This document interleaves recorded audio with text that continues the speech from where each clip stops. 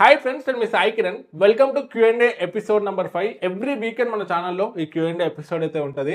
Week మొత్తం మీరు ఫ్రీక్వెంట్గా అడిగిన క్వశ్చన్స్కి ఈ ఎపిసోడ్లో ఆన్సర్స్ అయితే ఇస్తుంటాను. సో వీడియోని కంప్లీట్గా చూడండి, చాలా ఇంట్రెస్టింగ్ క్వశ్చన్స్ అయితే ఉన్నాయి అండ్ కొంచెం నాలెడ్జ్ అండ్ ఇన్ఫర్మేషన్ కూడా వస్తుంది. ఇక ఫస్ట్ క్వశ్చన్ చూసుకున్నట్లయితే మనకు ప్రసాద్ అడుగుతున్నారు, అన్న నాకు కిరాణం షాప్ ఉంది, 30,000లో ఒక జిరాక్స్ మిషన్ సజెస్ట్ చేయండి అన్న.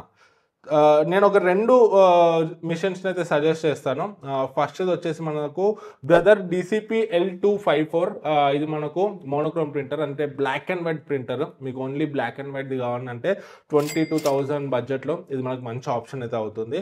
లేదు మీకు కలర్ ప్రింటర్ కావాలంటే, colour and black and white కాంబినేషన్లో కావాలంటే మాత్రం మనకు బ్రదర్ DCP T820DW అయితే ఉంది. ఇది మనకు ఆటో డూప్లెక్స్ ప్రింటర్, స్కాన్ ఇవన్నీ చేయొచ్చు, వైఫై ఆప్షన్ కూడా ఉంది.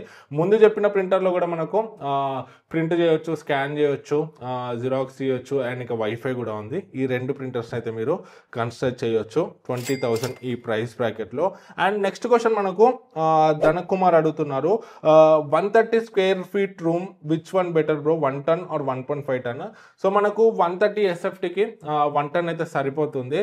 కాకపోతే మీకు కొంచెం బడ్జెట్ ఉంది అండ్ ఫ్యూచర్ ప్రూఫ్ కావాలంటే మాత్రం 1.5 ton అయితే తీసుకోండి. ఇప్పుడు వచ్చే మనకు 1.5 ton ఏసీస్లో కన్వర్టబుల్ మోడ్స్ అయితే ఉంటున్నాయి. అంటే 1.5 ton ఏసీ ఉన్నా కూడా మన రూమ్ సైజ్కి తగ్గట్టు, ఒకవేళ మన చిన్న రూమ్ ఉంటే మనం 1 ton లెక్క కూడా మనం అయితే దాన్ని కన్వర్ట్ అయితే చేసుకొని యూజ్ అయితే చేయొచ్చు. నెక్స్ట్ ఏసీ లింక్స్ కూడా నేను 1 ton 1.5 ton కింద డిస్క్రిప్షన్లో ఇస్తాను. కొనే ప్లాన్ ఉంటే అక్కడ నుండి అయితే చెక్ చేయొచ్చు. నెక్స్ట్ క్వశ్చన్ చూసుకుంటే జాన్ బాబు అడుగుతున్నారు, ఆడియో సాంగ్స్ 5.1 ఛానల్ రావాలంటే ఎలా బ్రో? ఇప్పుడు మనకు చాలా సౌండ్ బర్డ్స్ 5.1 ఛానల్ వస్తున్నాయి కదా, మనం చూసే కంటెంట్ కూడా 5.1 ఛానల్లో రావాలంటే మీరు మెయిన్గా గుర్తుపెట్టుకోవాల్సింది, సౌండ్ బార్ నుండి టీవీకి మనం HDMI త్రూనే కనెక్ట్ చేయాలి. అప్పుడే మనకు 5.1 ఛానల్ కంటెంట్ అనేది వస్తుంది. అండ్ నెక్స్ట్ మనకు OTTs, నెట్ఫ్లిక్స్ కానీ ప్రైమ్ కానీ వీటిలో మనకు మాక్సిమం మూవీస్ 5.1 ఛానల్ కంటెంట్వి ఉంటాయి. అలాంటివి చూసేటప్పుడు మనకు ఆడియో సెట్టింగ్స్లో 5.1 ఛానల్ అయితే సెలెక్ట్ చేసుకోవాలి. అప్పుడే మనకు 5.1 ఛానల్ ఎక్స్పీరియన్స్ అనేది వస్తుంది. అండ్ నెక్స్ట్ సాంగ్స్ గురించి అడుగుతున్నారు. Audio songs maximum audio songs మనకు యూట్యూబ్లో కానీ ఎక్కడ చూసుకున్నా కూడా 2.1 ఛానల్వే ఉంటాయి ఆడియో సాంగ్స్ అనేవి.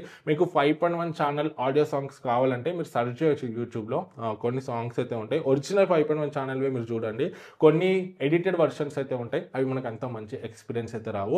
అండ్ యూట్యూబ్లో మీరు 5.1 ఛానల్ సాంగ్స్ వినేటప్పుడు కూడా సెట్టింగ్స్లో మనకు 5.1 ఛానల్ని సెలెక్ట్ చేసుకోండి. అప్పుడే మీకు ఆ 5.1 సరౌండ్ ఎఫెక్ట్ అనేది వస్తుంది. మీరు చూసే సౌండ్ బార్ 5.1 ఛానల్కి సపోర్ట్ అయి ఉండాలి అండ్ HDMI త్రూనే కనెక్ట్ అయి ఉండాలి. అండ్ మీరు చూసే OTT ప్లాట్ఫామ్ ఏదైతే ఉందో, OTT కానీ యూట్యూబ్ కానీ, దాంట్లో కూడా మనం 5.1 ఛానల్ని ఆన్ చేసుకోవాలి. అండ్ మీరు చూసే కంటెంట్ కూడా 5.1 ఛానల్ అయి ఉండాలి. అప్పుడు మీకు ఆ ఎక్స్పీరియన్స్ అనేది వస్తుంది. నెక్స్ట్ క్వశ్చన్ మనకు విష్ణు అడుగుతున్నారు, smooth bass sound bar price 5,000 under 5,000లో చూసుకుంటే మనకు Zebronics 3902 సౌండ్ బార్ అయితే ఉంటుంది. దాంట్లో మనకు బేస్, ఆడియో క్వాలిటీ చాలా బాగుంటుంది. మనకు సబూఫర్ అండ్ సౌండ్ బార్ రెండు కూడా వస్తాయి. దీనికి సంబంధించిన రివ్యూ ఆల్రెడీ మన ఛానల్లో చేసాము, మీరు చూడకపోతే మీద ఐకార్డ్స్లో ఇస్తా, వన్స్ చెక్ చేయండి. ఇది మనకు 100 వాట్ అవుట్పుట్తో వస్తుంది. దీంట్లో మనకు ARC సపోర్ట్ ఉంటుంది, ఆప్టికల్, USB, AUX అన్ని సపోర్ట్స్ ఉంటాయి, బ్లూటూత్ కూడా ఉంటుంది. అండ్ ఇది మనకు వర్చువల్ 5.1 ఛానల్ సపోర్ట్తో కూడా వస్తుంది. బాగుంటుంది. మీకు అండర్ 5,000 ఒక మంచి సౌండ్ బార్ కావాలంటే మాత్రం దీన్ని మీరు కన్సిడర్ అయితే చేయొచ్చు. అండ్ 5,000 కొంచెం అటు ఇటు అయినా ఓకే, కొంచెం ఎక్కువైనా ఓకే అంటే మాత్రం మేబీ Q200 కూడా ఉంటుంది, దాన్ని కూడా మీరు కన్సిడర్ అయితే చేయొచ్చు. 5,000 బడ్జెట్లో ఈ రెండు సౌండ్ బార్స్ మనకు బెస్ట్ ఆప్షన్స్ అయితే అవుతాయి. నెక్స్ట్ క్వశ్చన్ మనకు అంజీ అడుగుతున్నారు, స్పీడ్గా ఛార్జింగ్ దిగితే దానికి మరో కొత్త బ్యాటరీ మన ఫోన్లో వేస్తే చాలాసేపు వరకు ఛార్జింగ్ ఉంటుందా? మనకు బ్యాటరీస్ అనేవి 2 టైప్స్ అయితే ఉంటాయి. మనకు OEMవి ఆథరైజ్డ్ సర్వీస్ సెంటర్స్లో ఇస్తారు, ఒరిజినల్ బ్యాటరీస్ అనేది చెప్పొచ్చు. అండ్ సెకండ్వి మనకు థర్డ్ పార్టీ బ్యాటరీస్, కాంపిటబుల్ బ్యాటరీస్ అనేది చెప్పొచ్చు. మీరు ఆథరైజ్డ్ సర్వీస్ సెంటర్స్లో ఒరిజినల్ బ్యాటరీస్తో రిప్లేస్ చేసుకుంటే మనకు సేమ్ ముందు ఎంత బ్యాటరీ అయితే వచ్చేదో మనకు మంచి బ్యాటరీ అయితే వస్తుంది. కాకపోతే మీరు థర్డ్ పార్టీవి డూప్లికేట్ బ్యాటరీస్ వేపిస్తే మాత్రం మనకు బ్యాటరీ లైఫ్ అనేది అంత ఎక్కువనైతే రాదు, 3-4 hours వరకు అయితే వస్తుంది మనం థర్డ్ పార్టీ బ్యాటరీస్ వేయించుకుంటే. సో మీ ఫోన్లోకి వెళ్ళే బ్యాటరీ లైఫ్ తగ్గితే, మరీ అసలు బ్యాటరీ బ్యాకప్ వస్తలేదంటే మాత్రము మీరు ఆథరైజ్డ్ సర్వీస్ సెంటర్ నుంచి ఒరిజినల్ బ్యాటరీ చేంజ్ చేయించుకుంటే మీకు మంచి బ్యాటరీ లైఫ్ వస్తుంది.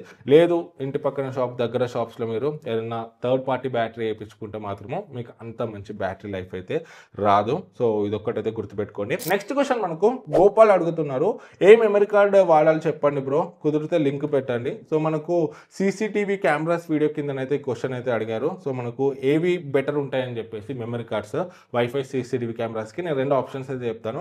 ఒకటి CP ప్లస్ది 128 GBది మనకి ఇది UHS 3 క్లాస్ 10 సపోర్ట్తోనైతే వస్తుంది. అప్ టు 70 Mbps వరకు స్పీడ్ని అయితే సపోర్ట్ చేస్తుంది. ఇది మనకు 128 GB 1000 రూపీస్ అండర్లో వస్తుంది. దీన్ని కన్సిడర్ చేయొచ్చు. లేదంటే మాత్రం సామ్సంగ్ ఈవో ప్లస్ కూడా ఉంది మనకు 128 GBది. సో ఇది కూడా మనకు సేమ్ 1000 రూపీస్లో వస్తుంది. కాకపోతే ఇది మనకు అప్ టు 160 Mbps వరకు స్పీడ్తోనైతే వస్తుంది. నేను పర్సనల్గానైతే ఈ సామ్సంగ్ ఈవో ప్లస్ అయితే యూజ్ చేస్తున్నాను. సో మీరు రెండిట్లో ఏదన్నా యూజ్ చేయొచ్చు. రెండు కూడా మనకు CCTVస్కి బెస్ట్ ఆప్షన్స్ అనేది చెప్పొచ్చు. నెక్స్ట్ క్వశ్చన్ మనకు నవీన్ అడుగుతున్నారు. నమస్తే sir, wireless mics cheap and best A model అయితే బాగుంటుంది, ప్లీజ్ కమెంట్. సో వైర్లెస్ మైక్స్లో మనకు చీప్ అండ్ బెస్ట్ చూసుకుంటే మీకు మొబైల్ కోసం అయితే ఐఫోన్ అయినా ఆండ్రాయిడ్ ఫోన్ అయినా కూడా మనకు గ్రీనెరో P10 అనేది ఉంటుంది. బాగుంటుంది. రీసెంట్గా మా ఫ్రెండ్ కూడా దీన్ని తీసుకున్నాడు, యూజ్ అయితే చేస్తున్నాడు. ఇది మనకు వైర్లెస్తో వస్తుంది. 40 hours బ్యాటరీ లైఫ్ వస్తుంది. మనకు రెండు ఉంటుంది ఇట్లా. మనకు డ్యూయల్ మైక్స్ అయితే ఉంటాయి రిసీవర్తో పాటు. Type-C అండ్ ఇంకా లైట్నింగ్ రెండు పోర్ట్స్తో అయితే వస్తుంది. మీ దగ్గర ఐఫోన్ ఉన్నా ఆండ్రాయిడ్ ఫోన్ ఉన్నా రెండింటి కూడా సపోర్ట్ అయితే చేస్తుంది. మీకు తక్కువ బడ్జెట్లో కావాలంటే 2400 ఆ బడ్జెట్లో వస్తుంది. దీన్ని అయితే కన్సిడర్ చేయొచ్చు. మంచి మైక్ అని అయితే చెప్పొచ్చు. లేదు ఇంకొంచెం బడ్జెట్ ఉందంటే మనకు హోలీ ల్యాండ్ లార్క్ M1 అయితే ఉంది. దీన్ని అయితే మీరు కన్సిడర్ చేయొచ్చు. అండ్ ఇది 7-8,000లో వస్తుంది. లేదు ఇంకొంచెం బడ్జెట్ ఉందంటే లార్క్ M2 కూడా ఉంది హోలీ ల్యాండ్ది. ఇది మనకు 12,500లో వస్తుంది. ఇది మనకు కెమెరాస్కి ఐఫోన్స్ ఆండ్రాయిడ్ ఫోన్స్ అన్నిటి కూడా సపోర్ట్ చేస్తుంది. సో ఇప్పుడు ఇది ట్రెండ్లోనైతే ఉంది. సో అలాంటి చాలా మంది క్రియేటర్స్ అయితే వీటిని అయితే యూజ్ చేస్తున్నారు. చాలా మంచి ఆడియో అవుట్పుట్ అయితే వస్తుంది. దీన్ని కూడా మీరు కన్సిడర్ చేయొచ్చు. అండ్ నేను పర్సనల్గా యూజ్ చేసేది మాత్రము DJI మైక్ ఇది. దీని ప్రైస్ 30,000 వరకు అయితే ఉంటుంది.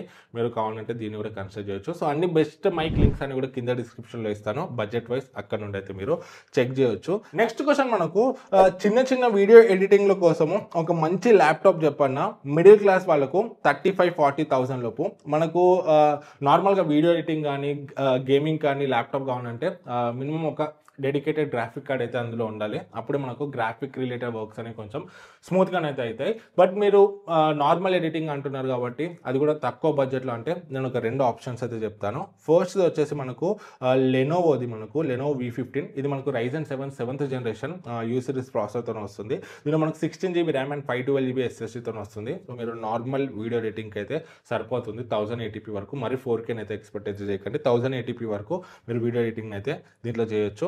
లేదు ఇంకొంచెం బడ్జెట్ ఉందంటే మాత్రం మనకు 45,000 ఈ బడ్జెట్లో Asus VivoBook 15 వస్తుంది. ఇది మనకు i5 12th generation H series ప్రాసెసర్తో వస్తుంది. ఇంకొంచెం పవర్ఫుల్ అయితే ఉంటుంది. దీంట్లో మనకు 8 GB RAM and 512 GB SSD అయితే ఉంటుంది. సో దీన్ని కూడా మీరు కన్సిడర్ అయితే చేయొచ్చు. మరీ heavy editing and heavy gaming అయితే కాదు, బట్ తక్కువ బడ్జెట్లో నార్మల్ ఎడిటింగ్ చేస్తా అంటే మాత్రం మీరు వీటిని కన్సిడర్ అయితే చేయొచ్చు.